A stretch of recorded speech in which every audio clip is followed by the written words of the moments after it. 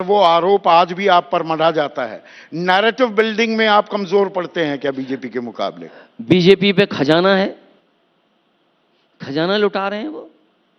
Narrative कैसे create होगा? आप खजाना भर भर कर करके पैकेज दे देंगे। खजाने की बात आई, हम चवन्नी की बात से थोड़ा सा विषयांतर हो गए थे बीच में।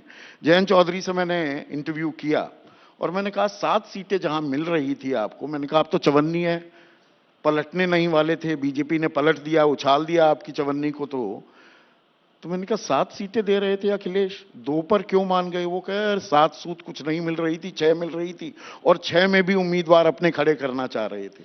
ये बात गलत है और मैंने कई बार इस बात में कहा कि जो उन्होंने प्रत्याशी कहा, क्योंकि जिस पार्टी से भी हमारा अलायंस हुआ, ये बात मैंने उनके सामने रखी और दलों से भी, कि आपके पास समीकरण क्या है और आपका प्रत्याशी कौन है। उसमें बातचीत में जो जो उन्होंने कहा वो मैंने स्वीकार किया।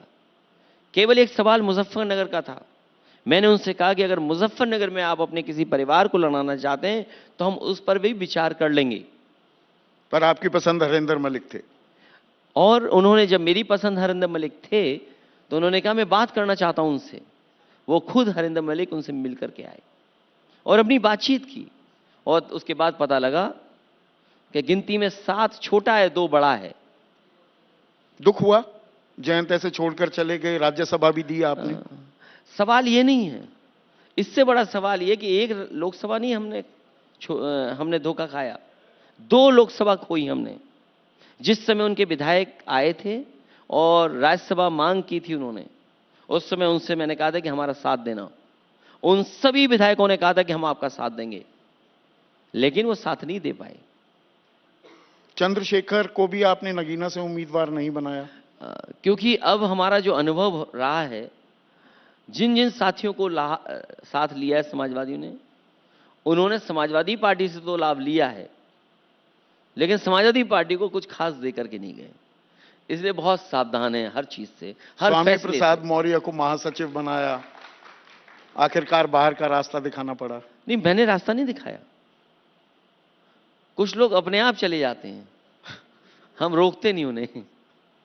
पल्लवी पटेल भी अब बाहर चली गई। नहीं, अगर आप कोई जीतने वाला प्रत्याशी है, उस पर विचार किया जा सकता है। एक सीट पर आप 3 सीटें मांग रहे हैं और कुछ भी मांग रहे हैं, ये डिमांड मैं नहीं पूरी कर सकता हूं। क्या मैं राज्यसभा की डिमांड पूरी कर सकता हूं?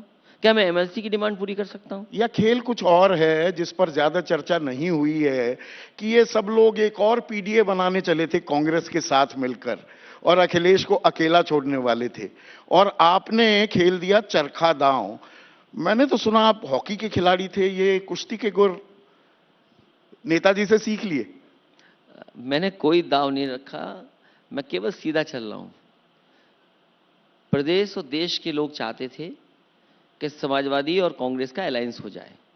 जिस समय शुरुआती दौर में बात हुई थी नीतीश कुमार जी से, उस समय भी यही बात थी कि समाजवादी पार्टी क्योंकि मुख्य विपक्ष की भूमिका में है, तो उसके नेतृत्व में इंडिया गठबंधन बने, और वही रास्ता मैंने अपनाया, उसी रास्ते पे मैं चल रहा हूं।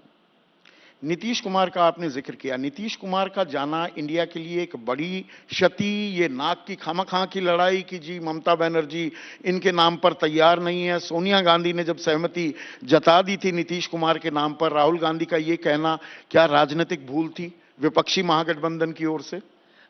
बातें बहुत सारी हो सकती हैं, लेकिन समाजवादी लोग तो उन्हें प्रधानमंत्री देखना चाहते थे, नीतीश कुमार को। अब लेकिन वो एज ए सीएम ही रिटायर हो जाएंगे। सोचो बीजेपी की कितनी बड़ी चाल, जिसे प्रधानमंत्री बनना था उसे सीएम होकर के रिटायर कर देंगे। तो इसमें कांग्रेस की एक कमजोरी रही? ये कमजोरी किसी की नहीं है, परिस्थितियों के हिसाब से जो फैसले हुए, उसमें जो कंफ्यूजन हुआ या जो भी निर्णय लिए गए, वही मुझे दिखता है। लेकिन मूल बात यही है कि जिन्हें प्रधानमंत्री बनना था, और बीजेपी की साजिश देखिए, उन्हें ऐसे मुख्यमंत्री रिटायर कर देंगे। मायावती के लिए रास्ते आपके अभी खुले हैं, दरवाजे खुले हैं? अब चुनाव की तारीख आ गई है, अब क्या बहस करें गठबंधन पे। होली का त्यौहार ना होता तो नॉमिनेशंस हो गए होते, अब तो नॉमिनेशंस हो रहे हैं, तो अब बहुत देर हो चुकी है। ये आपसी जो विचारधाराओं के मतभेद को तो छोड़िए, जो ईगो क्लैशेस हैं उसकी वजह से इंडिया मुकम्मल गठबंधन नहीं बन पाया, या जो आप कह रहे थे ईडी, सीबीआई, आईटी, इनको जो छोड़ रखा है उसका दबाव काम आता दिख रहा है?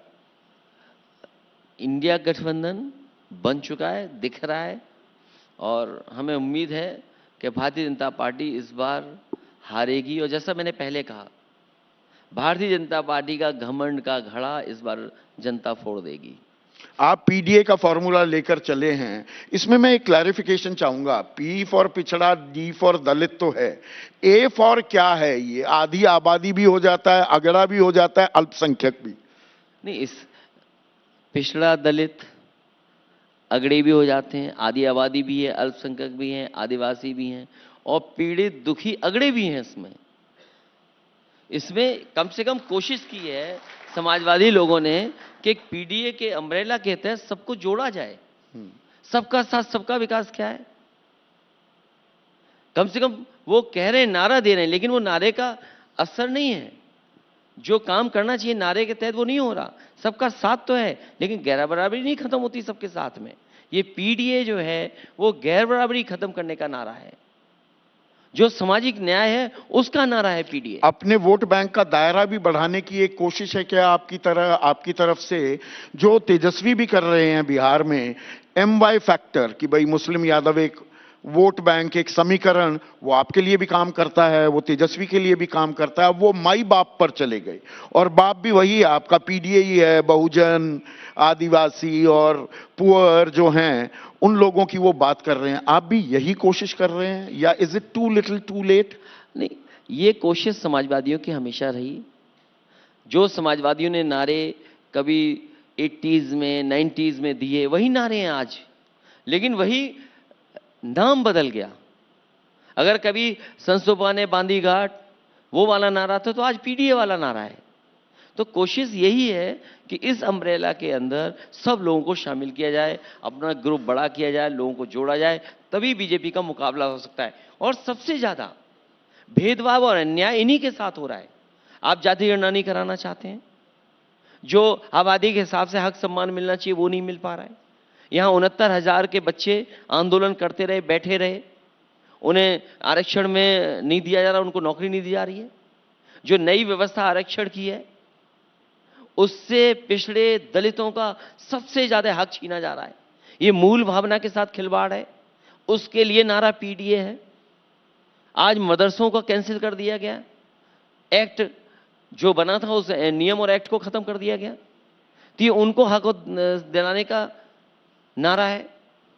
आदिवासियों के साथ भेदभाव हो रहा, उनके लिए नारा है। आदि आबादी जिसको सुरक्षा की जरूरत है, क्या इनकी सरकार में आंकड़े नहीं बताते कि सबसे ज्यादा असुरक्षित महिलाएं हैं? और जो कुछ व्यवस्थाएं बनाई थी, चाहे वो डायल 100 बनाया था या 1090 बनाया था, वो सब व्यवस्था खत्म कर दी। इसलिए पीडीए एक बड़ा नारा है जिसके तहत हम सब लोगों को जोड़ने का आपने आधी काम कर रहे आबादी हैं। पर जोर दिया, यही आपकी सबसे कमजोर कड़ी भी है क्या? क्या आप ये बात ईमानदारी से मानेंगे कि समाजवादी पार्टी का आकर्षण महिलाओं में बहुत कम है, और नरेंद्र मोदी और बीजेपी वहां कहीं आगे आपसे निकल गई है? लेकिन सबसे बड़ी बात है कि सबसे ज्यादा असुरक्षित महिलाएं अगर कहीं हैं तो भारतीय जनता पार्टी की सरकार में वो आंकड़े बताते हैं।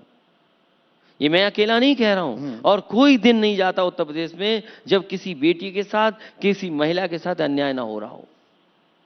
और जो व्यवस्थाएं बनाई थी सुरक्षा को लेकर के, वो सब समाप्त कर दी इन्होंने। आपने 17 सीटें कांग्रेस को दी हैं, वो कांग्रेस जो 2022 के चुनाव में 2.36% वोट बैंक पर सिमट गई थी। कांग्रेस कमजोर कड़ी है, या मन में कहीं डर था कि अल्पसंख्यक की भी बात कर लें, अगले एक की बात कर लें, मुसलमानों में सेंधमारी ना कर जाए, या उनका रुझान कांग्रेस की तरफ तो नहीं जा रहा, तो कांग्रेस के साथ गठबंधन मजबूरी हो गया अखिलेश यादव के लिए? कांग्रेस पार्टी क्योंकि नेशनल लेवल पर पार्टी है, और बहुत सारे मतदाता इस बात पर विचार करते हैं कि नेशनल पार्टी कौन है, इसलिए नेशनल मुद्दों को लेकर के, और कई बार रीजनल पार्टी के पास मुद्दे अच्छे हों, काम अच्छा हो, लेकिन उसके बावजूद भी नेशनल इमेज नहीं बना पाती है। हालांकि समाजवादी पार्टी ने जो जो फैसले लिए वो एग्जेम्पलरी काम रहे देश के लिए भी, और हमारी कोशिश रही कि वोटों में बिखराव न हो, इसलिए एक गठबंधन बड़ा बनना चाहिए और उस बड़े गठबंधन में इसलिए समाजवादी पार्टी साथ आई है। अमेठी से राहुल गांधी को चुनाव लड़ना चाहिए, उससे और ट्रैक्शन बनेगा। मैं कांग्रेस पार्टी क्या फैसला लेगी उसके बारे में मैं चर्चा नहीं कर सकता। आपकी निजी राय तो होगी। जो भी कांग्रेस पार्टी फैसला लेगी, हमारा पूरा कैडर और पूरा संगठन उसकी मदद करेगा। एक ऊर्जा, एक उत्साह बनता है ना।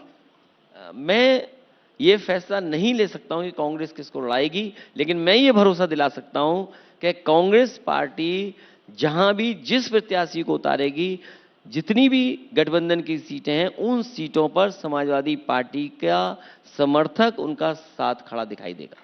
जैसे ही घड़ी का काटा दोपहर 2:30 पे आए, बबीता जी का दिल सास बहू साजिश के लिए मचल जाए। और ये है इनकी बहू, पूरे दिन ऑफिस की टेंशन हो जाए गॉन जब ये करें अपना फेवरेट शो फ्री टाइम पे ऑन। इनकी तरह आप भी देखें अपना फेवरेट शो अपने टाइम पर और डाउनलोड कीजिए एबीपी लाइव ऐप अपने स्मार्ट टीवी पर।